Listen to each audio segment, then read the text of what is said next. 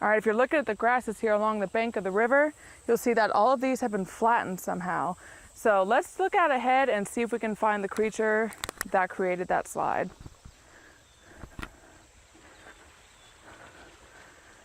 All right, and here we have it. Look how awesome this is. So we have here alligator tracks. This is the hind foot right here. You can even see the scales in the mud. Look how precise that is.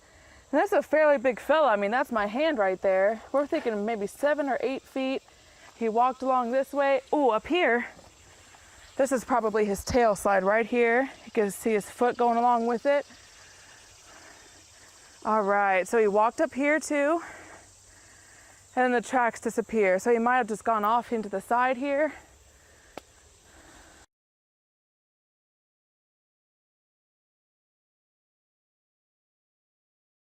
We've just been hiking along here and we came across this little gorgeous girl.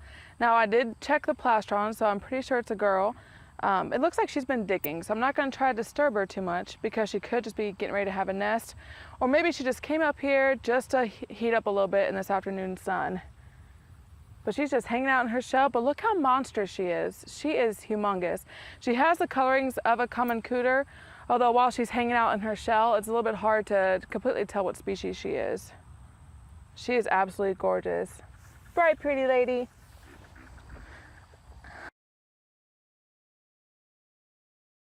All right, so we were lucky enough to come across this gorgeous timber rattlesnake. Some people call it a canebrake rattlesnake, depending on where they're from in the United States. He's not quite full grown, he's very tiny, and he had a little rattle. Sound like a little vibration noise, you could barely hear it. And we were lucky enough that he happened to be basking on the road at this time of day when we were on our way home.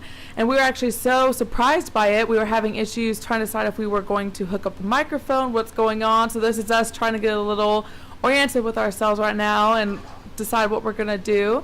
But we decided just to film him just because he started going away from us. And look how amazingly he moves his body. You can see his muscles working to get them to move despite not having any arms or legs to get them going. So it's all his scales on his belly moving him across the pavement like that, and all he wanted to do was get away from us. Rattlesnakes are not aggressive at all, and every venomous snake we've come across in our adventures has just proven that to us. So he'll go off into the grass here and just see how quickly he becomes camouflaged. It's absolutely amazing.